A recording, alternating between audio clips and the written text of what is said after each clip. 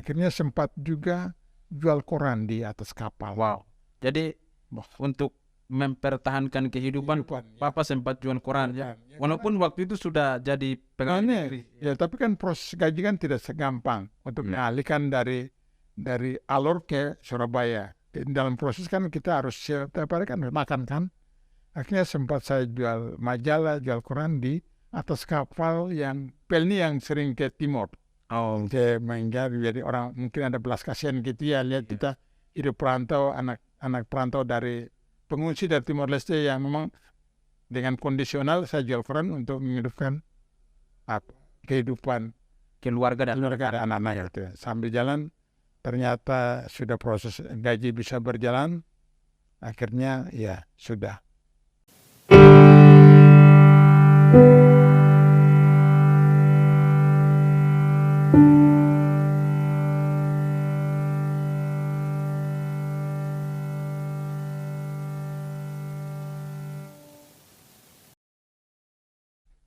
Halo Bapak Ibu, kakak adik, sebangsa dan setanah air. Selamat datang di podcast Jalan Kehidupan. Di dalam podcast ini, Bapak Ibu, saudara-saudara, kakak adik, saudara semua akan mendengarkan kisah atau perjalanan kehidupan dari orang-orang yang kehidupannya menjadi inspirasi, edukatif, dan visioner. Dan kesempatan ini Anda menyaksikan podcast yang pertama atau podcast yang perdana. Oleh karena itu, mohon dukungan dari Bapak Ibu kakak adik, saudara semua. Dan di dalam podcast yang pertama atau podcast yang perdana ini, kami tim menghadirkan satu sosok yang sangat luar biasa. Perjalanan hidupnya telah menjadi inspirasi dan telah mengedukasi banyak orang. Dan dia adalah sosok yang sangat visioner. Ya, mungkin Bapak Ibu kakak adik saudara semuanya sudah penasaran menunggu kehadiran dari narasumber kita yang pertama. Oleh karena itu kami akan langsung memperkenalkan narasumber kita yang pertama di dalam podcast perdana ini. Kita perkenalkan Bapak Immanuel Plaituka, MSI. Selamat datang Bapak Im. Selamat malam. Ya. Selamat datang di podcast ini Bapak. Iya. Merupakan suatu kehormatan dalam kesibukan Bapak bisa hadir di podcast ini. Ya, terima kasih kesempatan yang sudah diberikan kepada Bapak di sore malam hari ini.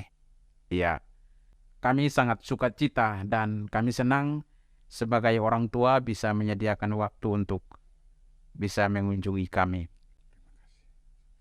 Ya, selamat datang Bapak Im. Ya, Bapak Ibu, saudara-saudari, kakak adik, saudara sebangsa dan setanah air, mungkin Bapak Ibu penasaran ya dengan sosok yang sangat luar biasa ini, tentang perjalanan hidupnya, tentang perjuangan hidupnya, yang saat ini beliau berada di kota Surabaya. Banyak hal yang sudah dilakukan khususnya bagi warga Pulau Bamora atau warga NTT yang berada di kota Surabaya. Oleh karena itu, Bapak mungkin yang paling utama adalah Bapak bisa menceritakan tempat kelahiran Bapak dan kondisinya seperti apa. Mungkin Bapak bisa menceritakan sedikit.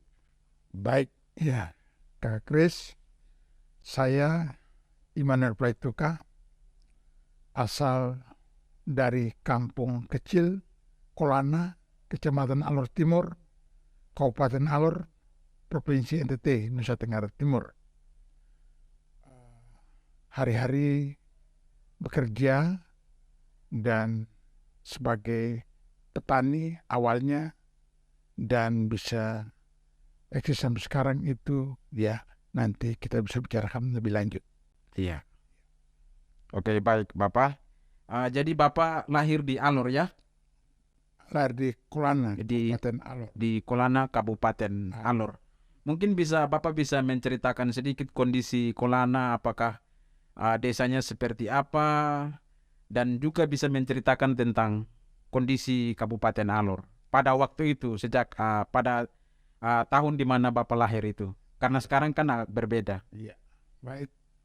Kolana itu daratan yang berhadapan langsung dengan Provinsi Timor Leste yang sekarang jadi negara Timor Leste. Dulu sebagai provinsi yang ke-27, Timor Leste-nya berhadapan langsung, di mana kehidupan masyarakat di sana yaitu kebanyakan nelayan dan juga bertani. Dan itulah saya lahir di situ dan berkembang, dan begitu banyak keluarga yang merantau untuk mencari ilmu di kota Kalabai, dan sempat juga mengantar kakak-kakak saya untuk ke kota Kalabai untuk belajar, dan di situ terinspirasi untuk bisa maju dan berkembang, ikuti jalan jejaknya kakak-kakak hingga sampai sekarang ini.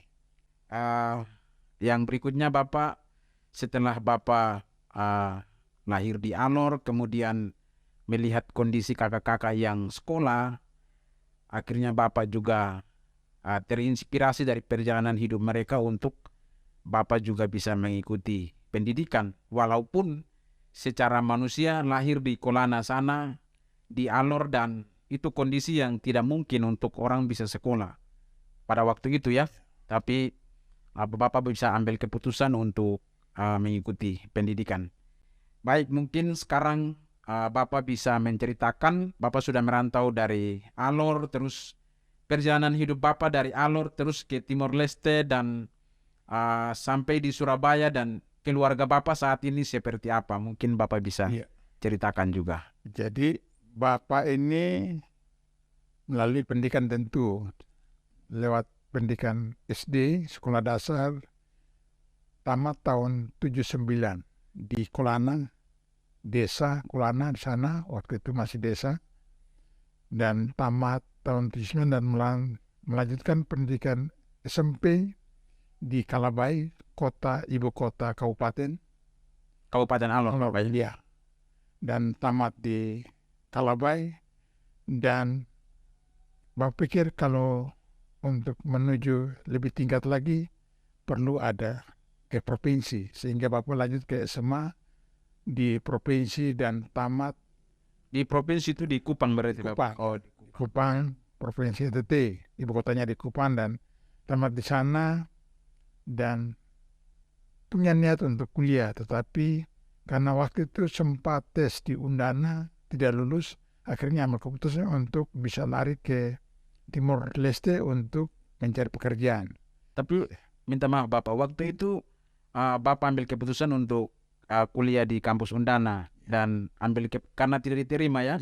Kemudian ambil keputusan untuk lari ke Timor Leste.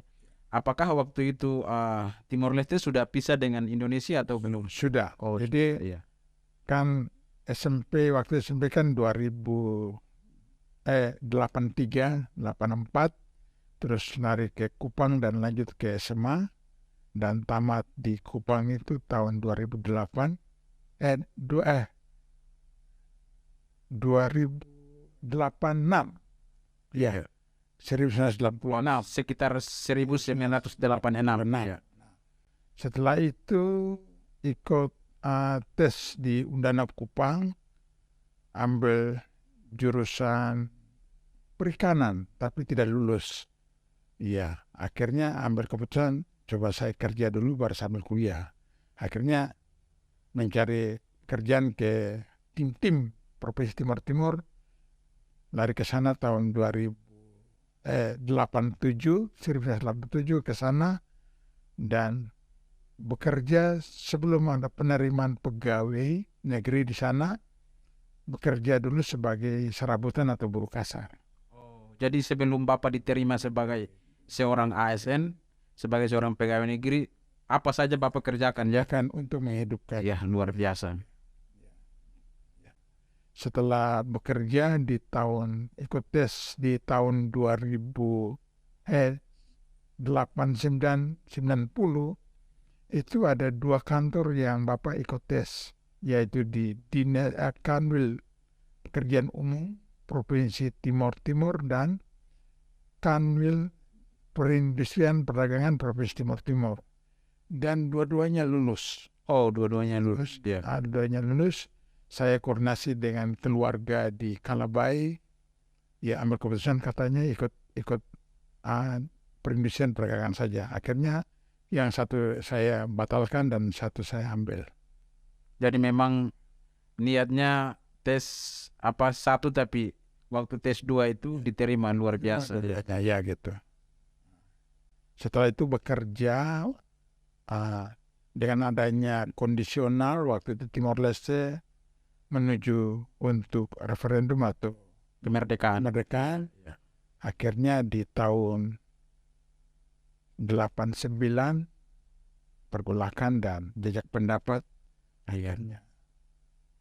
Berarti waktu itu Bapak menjadi saksi juga ya yang Saksi ya. pergolakan di Timor Leste. Ya. Iya. Saksi dan ya. Tapi itu Bapak sudah diterima ya? Sudah jadi pegawai, sudah pengangkatan pegawai dengan ya golongan 2 akan namanya tamatan SLTA saja. Iya. Gitu.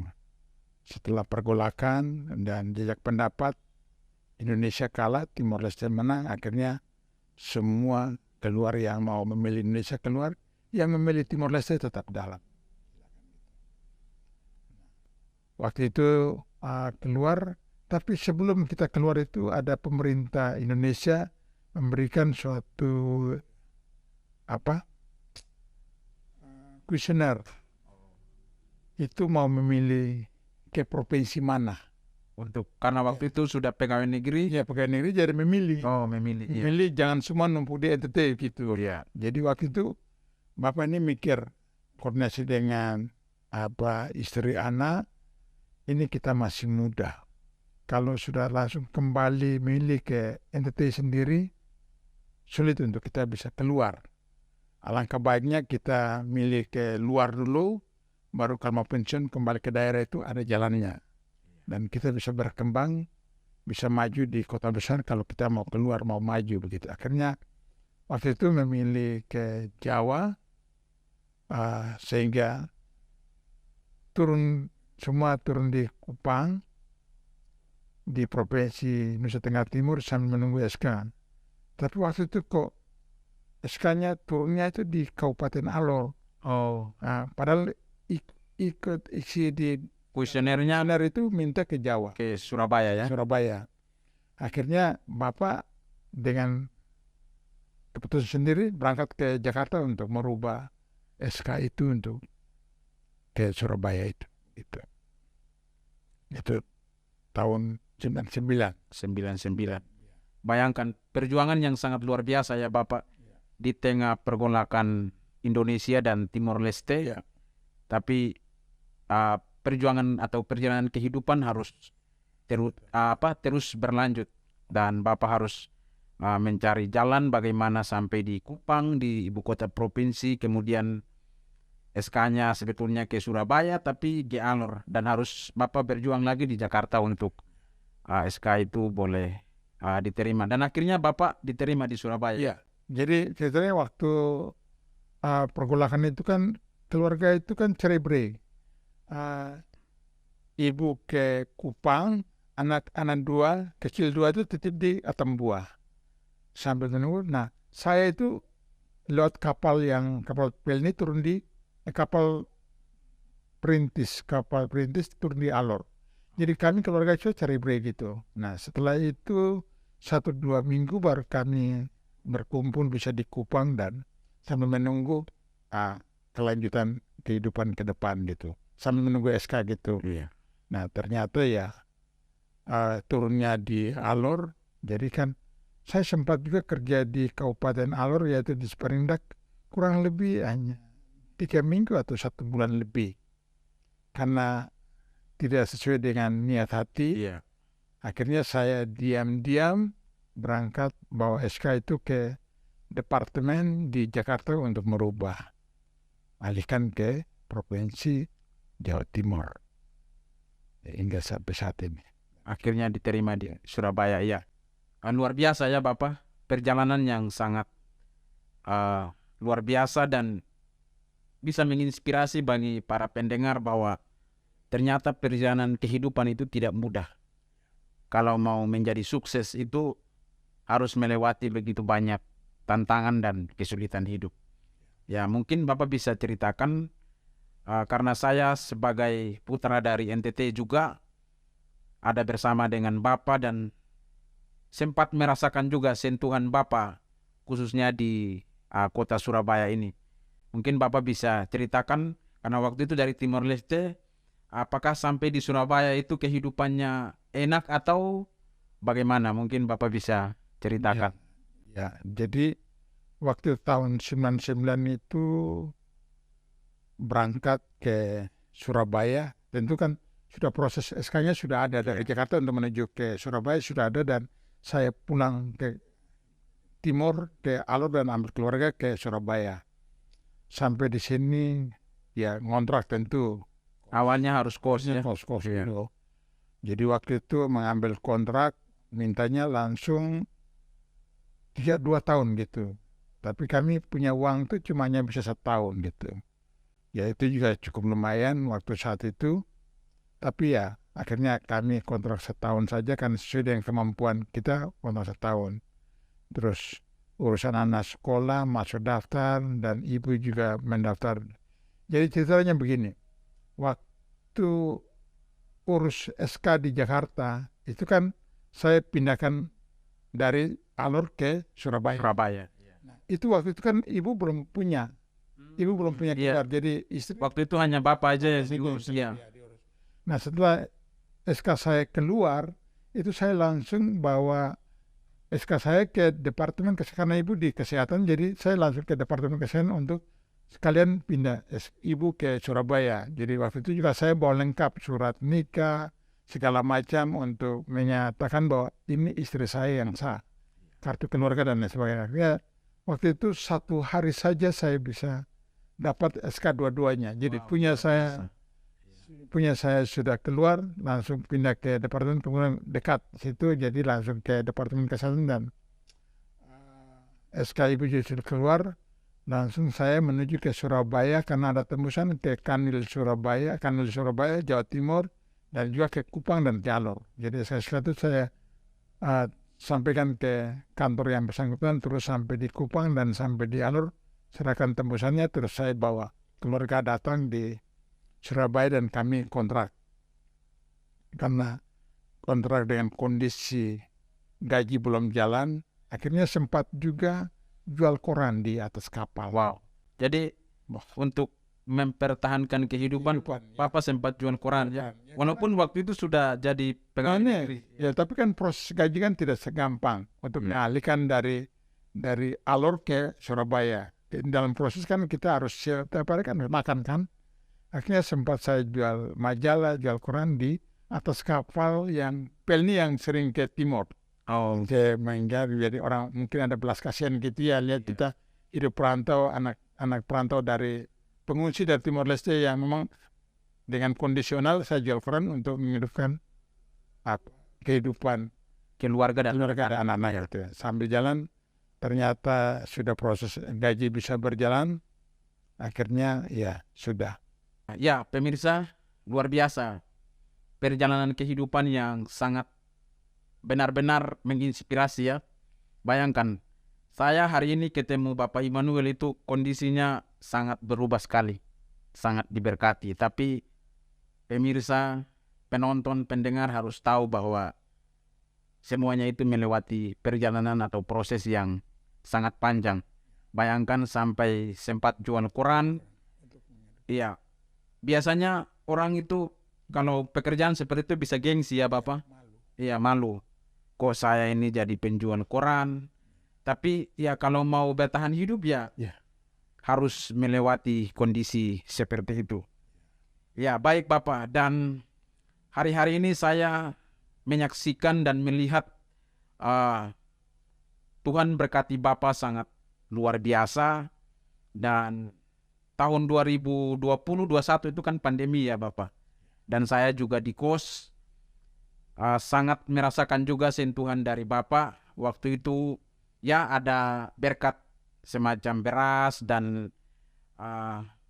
beberapa berkat yang Tuhan titipkan lewat Bapak sehingga bisa menolong khususnya warga NTT yang ada di kota Surabaya. Nah sekarang ini kan saya juga beberapa kali main ke gedung Flobamura ya. Dan itu gedung yang sangat besar dan luar biasa. Ada 4 lantai Bapak ya. Ya mungkin Bapak bisa alasan apa yang membuat Bapak sehingga bisa membangun gedung itu.